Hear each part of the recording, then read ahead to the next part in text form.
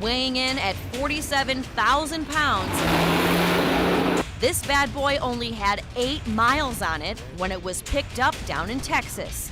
Complete with 12-inch glass bulletproof windows, it can seat 12 SWAT team members and survive explosive device attacks and ambushes. We drove it on county roads, we drove it on city streets, we took it on the highway. We had to see what its capabilities was and if it suited our use. With 20 years experience on the SWAT team, Officer Brian Costa says the vehicle can and will go anywhere.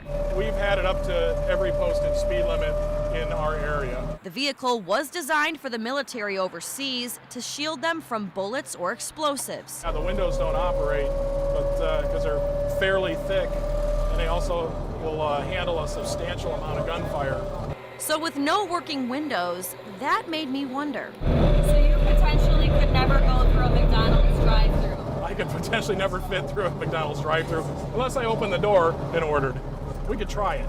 Yeah, we didn't. But driving around town, we did get some waves and some stares. Naturally, being your Fox 28 ride-along reporter, I had to take it for a test drive. Officer Costa knew I had experience driving a snowplow. Do you remember your snowplow training? A little bit, yeah. Okay, how do you release the brake? How do I, that I don't know. Okay. So just drive. Just drive, just like you would a normal car. Except this car has a narrow rectangular windshield. I feel like I could plow through an entire building in this. I know, isn't that great? Officer Costa had me practice driving around light poles. How nervous are you right now that I'm driving this? Not at all, because I know it can handle the light poles, as long as we don't run anybody over. Driving the SWAT vehicle drove just like any other truck. My Anchor Town pal is going to be so jealous. Okay, brake. But you could feel it had more power, and you knew it could handle driving through anything. God forbid if we have to use this. I hope that I don't have to use it in my career, but I'm not that selfish to think that I don't need it. And since County Metro got the vehicle for free, we can turn around tomorrow and if we need to, send it back. But if it didn't suit our needs. In Mishawaka, Faran Fronczak, Fox 28 News. Thanks, John. Well, strong storms and tornadoes grabbed the headlines this week, but in no time, we are once again going to be dealing with snow. That's right. INDOT's plow drivers want you to be ready to share the road with them, so they put Fox 28's Faran Fronczak behind the wheel. She was pretty nervous for this, wasn't she? But she wanted to show us what they're up against. They're large, in charge, and really, really slow. What is your biggest pet peeve when you're driving this plow? Vehicles following too close. This will be Dave Pennington's 7th year driving a snowplow, and he says people still don't know the dangers of trying to pass a 10-ton snowplow. If you hit our blade, we're going to peel that side of the vehicle completely off the car. We'll take from the hood all the way back to the trunk. And these snowplow drivers aren't just your average Joes behind the wheel. Drivers are certified every single year. They have to go through obstacle course training. So just how difficult is it to pass a snowplow obstacle course? That's where I was put to the test. Okay, now you got to get the plow up. Okay. Real slow. So I'm going to pull it back. Yeah. Even before I stepped on the gas, I was in for a surprise. Ooh. I'll say I'm a little nervous, though. I mean, there's a lot of stuff going on, And I'm not even plowing snow yet. And then things became a little bit easier. Oh, my goodness. I feel like I own the road. Because I do. Driving forward in the obstacle course was a breeze. Ooh. These brakes are a little... Yeah. Good. Now go ahead and back up. This is the part where things got tricky. Back out that way. Can you see the cones? Oh, my goodness. No, you're turning the wrong way. I see that I've already hit 2 cones. I know. Oh, my goodness. I can't see anything. You need to turn to the other way. You need to turn the other way. Because you need to back out that way. So this way? No, the other way. There you go. I don't really know which way I'm going.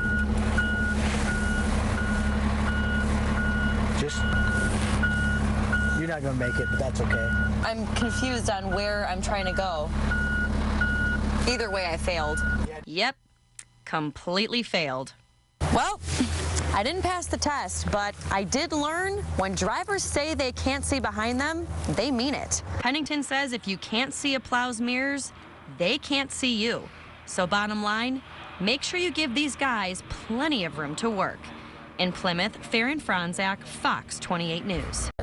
And Fox 28's Faran Fronczak took the plunge. I do. Given the equipment that we have or don't have, I feel we could react. Fred Woolley drove in from Pokagon State Park in Angola to be a student under the Indiana Department of Natural Resources. The main thing is just getting people to stay calm as much as possible and use some of those simple techniques like staying low to the ice and rolling. The group trained on Worcester Lake at the Potato Creek State Park. It only takes seconds before you start feeling the effects of hypothermia, muscle fatigue, those things. So the people at our parks are usually the first people to arrive on scene. And when you only have minutes, those people have to be able to effect a rescue. Ice rescue students learned 3 ways to fish out a survivor quickly: by rope and with a rescue sled. Every year in Indiana, we eventually have someone that goes out on the ice and falls through. And Indiana conservation officers are responsible for responding to and investigating all water-related incidents. The group also learned techniques to get yourself out. The officers thought it would be great for me to get my feet wet. I feel like the little kid in Christmas Story. On videos. So they suited me up in an ice rescue suit, or as they call it, a Gumby suit. Does my face look fat? So into the water I went. I don't feel cold at all. The first time around, I learned to hurl myself forward and continuously kick. All right, now you're out. Roll. The second time, I was handed ice picks that should be worn around your neck anytime you venture out on ice. There you go. Roll, right? Woohoo! Fortunately for trainers and students, Gumby suits are a great way to stay warm in cold conditions to keep you afloat. That's why the Department of Natural Resources says everyone should at least wear a life jacket. A lot of people forget to bring those. You remember on the boat, but they don't remember when they go out on the ice. In Lakeville, Faran Fronczak, Fox 28 News. Fox 28's Faran Fronczak, our resident rider along her all the time. This woman is always driving. She's always riding along. She went to show us exactly what the Jeep Club has been up against. Probably the worst year we've seen so far. This is pretty bad. And that's why President of the Michiana Jeep Club, John Slateman, says he owns a Wrangler. Go through anything. They're fun in the summer and very capable in the winter. Slateman says in the last 48 hours, they've picked up nearly 40 people, doctors, nurses, and prison guards, who have to get to work. I'm at Elkhart Central High School standing in about a foot of snow, and the Jeep Club's going to take me for a little test drive along this track to show me exactly what they went through. Why do you do it? Well, it's kind of fun. We do it for giving back to the community. And fortunately, while giving back, the Jeep Club guys have managed to stay safe. We didn't have anybody get stuck, but I think the roads out in the county roads were blown over with some big drifts. Icy roads after the plows did get through. A little discerning. Slateman says for the club, safety of the passenger is the #1 priority. We've all been trained to handle our rigs in conditions and situations that we've been in. I've already experienced what it was like to be a passenger, and now it's my turn to be the driver. Luckily, the Jeep Club had already made some tracks for me to drive through. All right, we're getting to the curb. Whoa! Wow! Talk about off-roading. And sure enough, and we're stuck. Back it up a little bit. There you go. Back it up.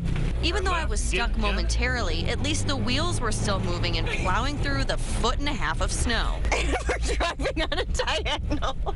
Once I straightened out, I was put to the test with a snowbank. Snowbank right there. Oh my gosh. Oh my gosh. And that just proves what Slateman said. A Jeep really can get through anything. Now, if I had the money, I would drive a Jeep in the winter. A pink one. A hot pink one. So if you're out and about, don't be afraid to join the club and say hi to other Jeeps on the road. That helped us start the club. Who do we wave at? The Jeep wave is the signature move all Jeep owners signal to each other.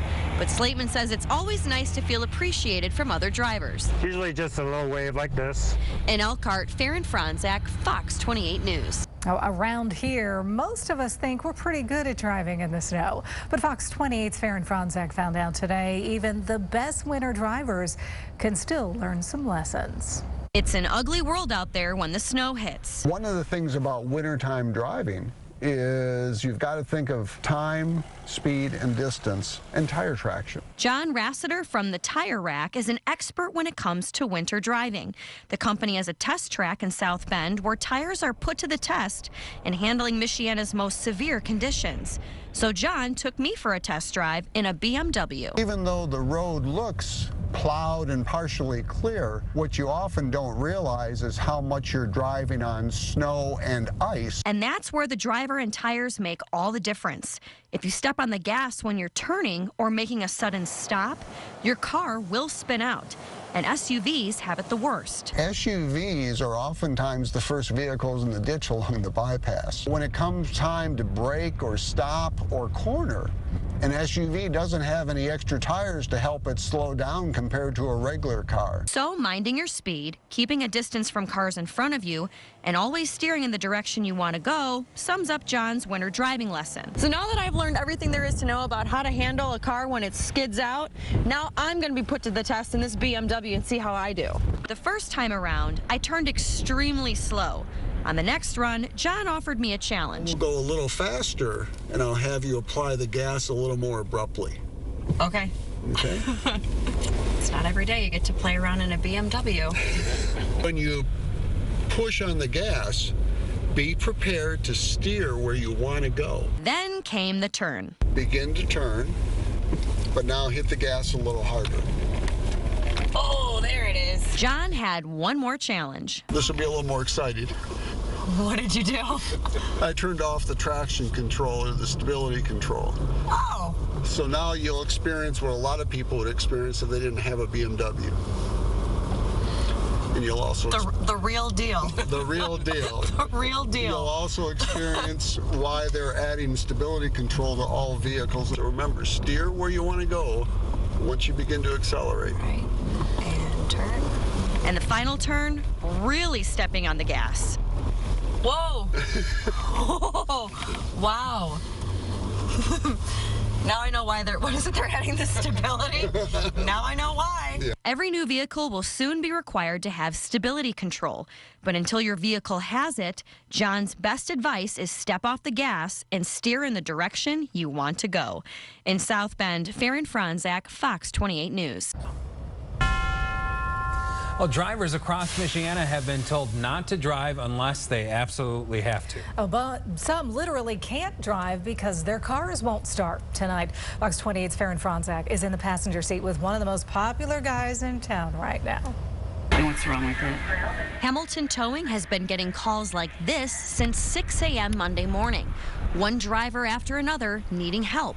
Rick Hamilton says his company, Hamilton Towing, does about 10 tows on a normal day. That's way up because of the deep freeze. We'll do about 16 before 5 o'clock per driver. So if you do the math for Monday and Tuesday, Rick's got 6 drivers times 16 tows each. That's nearly 100 pickups per day. People are sliding into banks. They can't stop, and that's what we're running into right now. That's the kind of accidents that are occurring. But more and more people are calling about picking up their cars that won't start.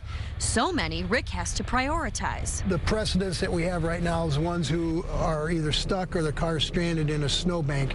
If you're at your house right now, we'll get to you, but it's going to be a while. So to get an idea of what Rick has been experiencing all day, now it's my turn to hop in and go for a little ride. And we're off to go get our first frozen car. So about how long would you say you've been working today? So you can be on for a 16-hour shift, but only 10 hours of it can be driving. 10 hours. That's a long time. We picked up this icicle on wheels and brought it to the dealership.